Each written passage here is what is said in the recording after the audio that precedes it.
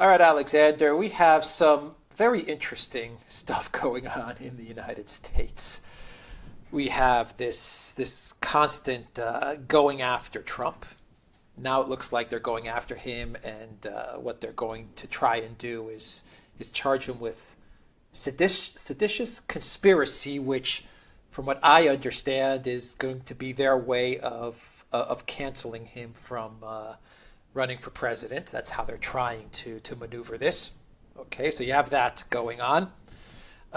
You have these IRS whistleblowers who are giving testimony to Congress, and they're detailing how the Biden DOJ as well as the IRS they protected Hunter Biden, and they prevented any type of investigation into Hunter Biden's activities, whether it was the tax issues or the gun charges. And what else do you have? Well, there's the Georgia thing, and there's the fact that a court in New York has now refused to transfer the original case. You remember the district attorney's case, the case brought by the district attorney in New York over the payouts to those two women, or at least one of them. Anyway, the court has now, as I anticipated, refused to transfer it away from New York. So in effect, Trump is stuck with the Manhattan jury. And then there was another case, another extraordinary case, in which a judge publishes a 156-page judgment saying that the federal government contacting social media companies is an attack on justice, on free speech. I think he said the most sustained attack on free speech since the Second World War by the federal government. And a 3-judge appeal panel suspends his injunction and does it without explanation. So, I mean, what is becoming increasingly clear to me is that certainly the Justice Department and parts of the judiciary, and I'm very, very sad to say the second, by the way, are now working overtime to make sure, firstly, that Donald Trump isn't re-elected, and secondly, to make sure that Joe Biden is protected as much as possible. The DOJ is showing absolutely no interest. In fact, not only no interest, it is actively looking the other way in terms of all the allegations against Hunter Biden, Joe Biden. It's leaning on the IRS. The IRS is not investigating. The FBI itself is not investigating. They're cutting very strange deals with Hunter Biden, which really don't make any kind of sense at all. And at the same time, they're going after Donald Trump in what looked to me to be ever weirder and stranger cases. Now, if we're talking about the case that I'm not going to talk about the case in New York, because we said all the time, I've made it perfectly clear, Robert Barnes on our program also, that case is completely absurd. I mean, this is an overwhelming consensus within the US legal community. And yet you see that the New York court, as I was always worried it would do, insists on keeping it to itself. But the first federal case about the documents, well, I didn't think it was a good case. I didn't think it was a strong case. In fact, it was a case which I think should certainly be rejected. But there is some kind of a legal argument there. Possibly. I mean, not a good one, but, you can come up with something.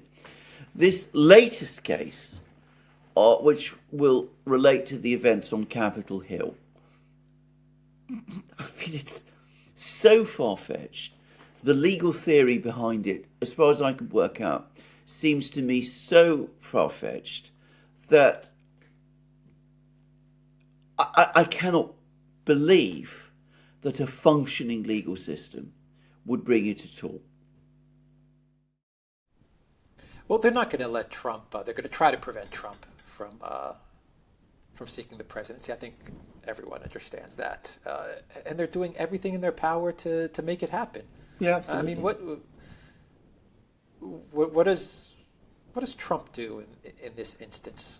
He carries on. I mean, What do what the else? Republicans do? Yeah, well, he carries on. What else can he do? I mean, that must be what he does. He uses with his lawyers. He takes every conceivable legal device, I think, to keep these cases going until beyond the November election, and fights hard to win the Republican Party nomination. And what do the other Republicans do? Well, I'm going to say straightforwardly what they do. They have no choice but to back Trump, in my opinion. Because if they don't, then of course they're creating a disastrous precedent for themselves, because it means that the Justice Department, which it's not quite clear who controls the Justice Department. I mean, look at the way in which the Justice Department went after Michael Flynn, for example. I mean, the contrast with the way they're dealing with these allegations against Hunter and other people. I mean, the contrast could not be greater. If the Republicans don't back Trump, then there's every reason to think that sooner or later this legal machinery that has been created will come after them too. So they have no choice now than to close ranks behind Donald Trump. And of course, there are some rhinos who quietly would like to see Donald Trump taken down and probably wouldn't mind seeing Biden re-elected. But other Republicans, the mainstream of the Republican Party, I think they need to understand that the stakes now are becoming incredibly high, because if this lawfare operation succeeds, then the implications for the future of the United States are absolutely catastrophic. So I would suggest, if I was advising Ron DeSantis, for example, that I think his correct move at this point is to end his campaign, to back Trump for the Republican nomination, and perhaps discuss with Trump what position he might conceivably want to have, if that is what he wants, in a Trump administration. But I would certainly not continue with this Republican battle anymore, because we've now moved beyond that. Yeah, we've moved way beyond that, that's for sure. Why do they protect Biden so much? I can't think of any president in my lifetime that has been so protected, so coddled by Biden and his family. And if you want to read, a top lawyer, a major legal analyst, somebody who's not a Republican, make exactly these points, go to Jonathan Turley's blog, Res Ipsa Loquitur. And of course, he's an American constitutional lawyer, one of America's leading constitutional lawyers. And he sets out regularly and methodically how extraordinary it is that this kind of protection to the president and his family is being provided. Why are they doing it?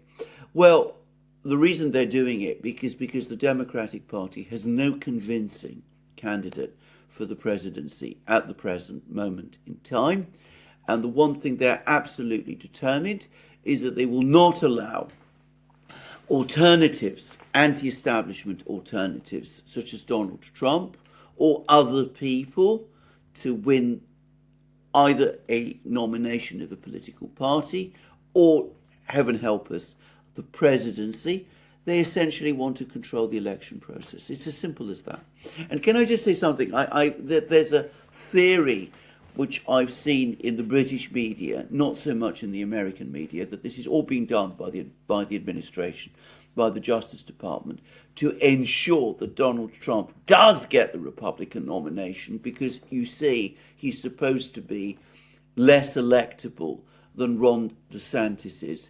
Don't believe it for 1 microsecond. This is not about ensuring Donald Trump gets the nomination. It's to prevent him doing so. Yeah, I mean, I don't understand the logic there No. that this helps.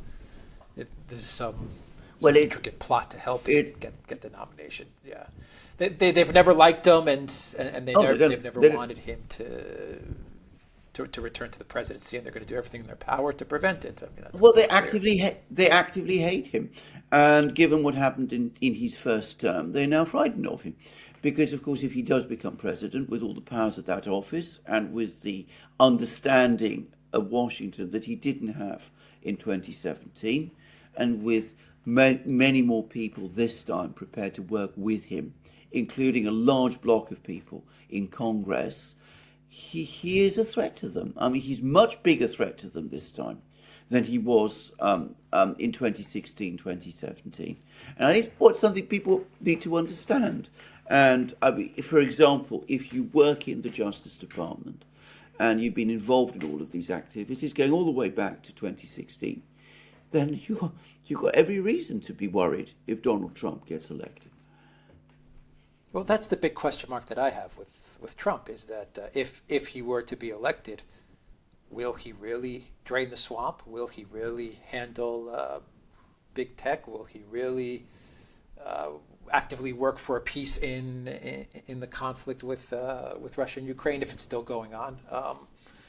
Will he do all these things? That's the question mark that I think a lot of people have with Trump because, to be honest, he filled his administration up in his first term with a ton of neocons. Even his vice president, Mike Pence. I mean, you saw him the other day, the answers that he was giving to Tucker Carlson on Ukraine and stuff like that. It's obvious that Trump made some very bad choices in his picks for his government during his first term.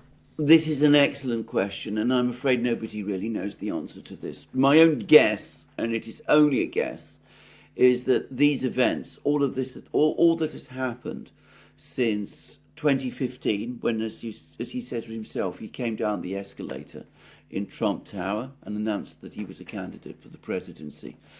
I think all of this has hardened him and educated him in the realities of the battle that he is fighting. And I think that he came into the presidency in 2017 wanting to be liked, believing that he could win people over, not understanding how treacherous some people could be. And also, I think he was overly impressed by people like John Bolton, Mike Pompeo, and the rest, who seemed to be supporting him, but who actually weren't. I think by now he's got a much better idea of whom he can rely upon, and of whom he can't. All right, we will. Is there anything else you want to add to this story, or should we? Well, I will say this, that this is a very dangerous moment for the Republic, because I've never known any. I don't think there's ever been any precedent for this in the history of the United States. That the Justice Department is bringing cases in this kind of way against the person who is likely to be the nominee of the Republican Party, one of the two big parties, for the presidency next year, and who by some measures is now outpolling the president himself. We've never been in this situation before in the United States. Now, if these were real cases, if heaven help us, this person who was in that position had actually carried out easily definable and easily understandable crimes, if he'd engaged in robbery or murder or something like that, well, that would be one thing. But as I said, these cases based on these extremely far-fetched legal theories are not like that at all. And that the system of the law is being used in this way, essentially to determine the political and electoral process, is a deadly threat, both to the law and the system of justice in the United States, but much more so to the operation of the Constitution, the democratic system, and the electoral system of the United States, and calls into question whether it is the American people who are any longer in control of their own democracy. So this is a very, very dangerous moment. And as I said, speaking again about political leaders on the part of the Republican Party, they need to make some very careful decisions about how they go forward now. This isn't a time for focusing on one's career. It's a time to focus on the future of the Republic. Well, they do have real cases as far as corruption and Yeah. quid pro quos and stuff like that. It's all on the Biden side of things, and we. This is entirely true. Videos. I mean, This is there's entirely- evidence and there are cases there, but This is entirely true because, They of don't course, want to explore that. these are real. As I said, these are conventional crimes, if I can put it like that. They're the sort of crimes that courts prosecute. This kind of seditious whatever it is that it seems that Donald Trump might be facing is not. I mean, this is the kind of legal case that was brought in England in Henry VIII's time. I mean, the kind of thing where the king invented a crime, and the courts prosecuted it because, well, he was the king and he was the absolute ruler and he could do whatever he wanted. So, I mean, that's the kind of legal system that the United States is degenerating into.